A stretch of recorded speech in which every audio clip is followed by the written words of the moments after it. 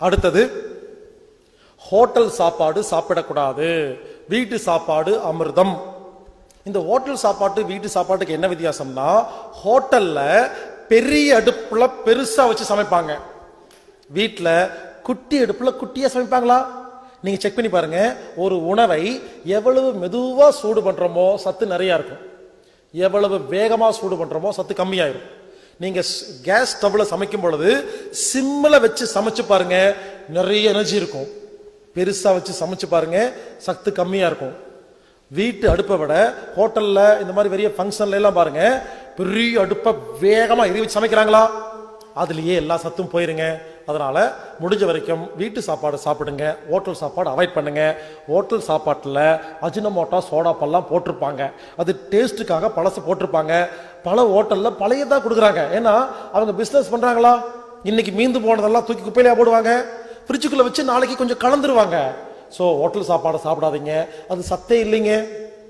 அதுலேயும் குறிப்பா கேஎஃப்சி, பீஸா hut, McDonald's அந்த பக்கம் போகாதீங்க.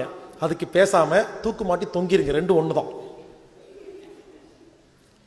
எங்க குப்பைய எந்த நாட்டிலேயோ இருக்கிற மாமிச துண்டுகளையும் அதை இதையும் எக்ஸ்போர்ட் பண்ணி கண்டெய்னர்ல போட்டு குப்பையெல்லாம் அனுப்பிச்சு வச்சு அதை ஒருத்தன் வித்துட்டு இருக்கிறான், அது வேற காசு கொடுத்து சாப்பிடுறீங்க. யோசிச்சு பாருங்க.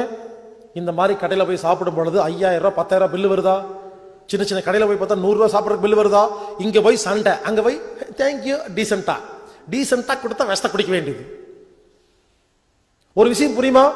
இங்க பாருங்க, உலகத்தில் உள்ள எல்லா மருந்து மாத்திரை கம்பெனி முதலாளியும் கேஎஃப்சி, மெக்டானல்ட்ஸ், பீஸா ஹட், டொமினோஸ் இருக்கு இல்லையா, அதோட முதலாளியும் ரெண்டு பேரும் ஒரே ஒரு ஆளுதான். இவங்க என்ன பண்றாங்க, உணவு அப்படிங்கிற முறையில பாய்சனை கொடுத்து உலக மக்களுக்கு நோயை உண்டு பண்ணி அவன் மருந்து சப்ளை பண்றான். அதே மாதிரி பெப்சி, கோக், ஃபேண்டா, கூல்ட்ரிங்க்ஸ் இருக்கு இல்லையா, உலகத்துல வைக்கிற எல்லா கூல்ட்ரிங்க்ஸ் கம்பெனி முதலாளியும் மருந்து மாத்திரை கம்பெனி முதலாளியும் ஒருத்தன் தான். இவன் என்ன பண்றான், கூல்ட்ரிங்க்ஸ்ல விஷத்தை கலந்து எல்லாத்துக்கும் நோயை உண்டு பண்ணி அப்புறம் மருந்து மாத்திரை கொடுக்கறான். அதே மாதிரி கடையில வைக்கிற எல்லா soap, Hamam, Lifebuoy, Lux, Dove, Pears, paste, Pepsodent, Colgate, உலகத்தில் விற்கிற எல்லா கன்சியூமர் ப்ராடக்டுடைய முதலாளி ஒரே ஒருத்தங்க. அவன் யாரு, அவன் பேர் என்னங்கிறத நான் 4வது நாள் உலக அரசியல்ல சொல்லுவேன். புரிஞ்சுக்குங்க. உலகத்தில் விற்கிற எல்லா பொருளும் ஒரு குறிப்பிட்ட குரூப்புக்கு சொந்தங்க. இவங்க என்ன பண்றாங்க, பல்ல கெடுக்கணும்னா இந்த பெப்சோடென்ட், கோல்கேட் இருக்கு இல்லையா, அதுல கெமிக்கலை கலந்து பல்ல கெடுத்துட்டு அப்புறம் பல்லுக்கு மருத்துவம் பார்க்கறானுங்க. தோலுக்கு நோய் வரணுமா, ஹமாம் சோப்புல கொஞ்சம் விஷத்தை கலந்து தோல் நோய் உண்டு பண்ணி அப்புறம் தோல் நோய்க்கு மருத்துவம் பார்க்கறானுங்க. இவங்க இந்த இது மாதிரி, இந்த மைக்ரோசாஃப்ட் கம்பெனி மாதிரி, பில்கேட்ஸ் மாதிரி, வைரஸ் அவன் தான், ஆன்டி வைரஸ் அவன் தான். இவனே ஆன்டி வைரஸ் கண்டுபிடிப்பான், அப்புறம் வைரஸ் கண்டுபிடிப்பான். புரிஞ்சுக்க, வைரஸ் கண்டுபிடிச்சா அதே மாதிரி உலகத்தில் ஒரு மிகப்பெரிய ஒரு மாஃபியா கேங் விளையாண்டு இருக்குங்க. அதனால சொல்றேன், தயவு செய்து ஹோட்டல் சாப்பாடு அவாய்ட் பண்ணுங்க.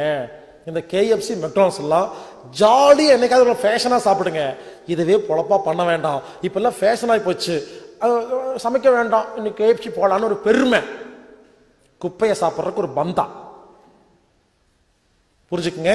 ஹோட்டல் சாப்பாடு அவாய்ட் பண்ணுங்க, வீட்டு சாப்பாடு சாப்பிடுங்க. வீட்டு சாப்பாடு அமிர்தம்னு யாருக்கு தெரியும்? என்னைக்காவது நார்த் இந்தியாவுக்கோ, துபாய்க்கோ, சிங்கப்பூருக்கோ, மலேசியாவுக்கோ தனியா போய் வேலை செய்யும் பொழுது சோத்துக்கு வக்கு இல்லாம சிங்கி அடிச்சுட்டு வீட்டுக்கு வருவாங்க பாத்தீங்களா, அவங்களுக்கு தான் தெரியும்.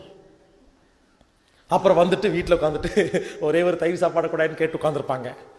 உண்மையிலேங்க, வெளியெல்லாம் போனா எங்க போனாலும் நல்ல சாப்பாடு கிடைக்கிறதே இல்லைங்க. ஏன் தெரியலன்னா, வீட்டுல நல்ல சாப்பாடை சாப்பிட்டு சாப்பிட்டு உடம்புல நிறைய தெம்பு இருக்கா தெரிய மாட்டேங்குது. 6 மாசம் வெளியே போய் சாப்பிட்டு பாருங்க, ஹோட்டல்ல உடம்புல ஒண்ணு இல்ல, ஆடி போயிரும்.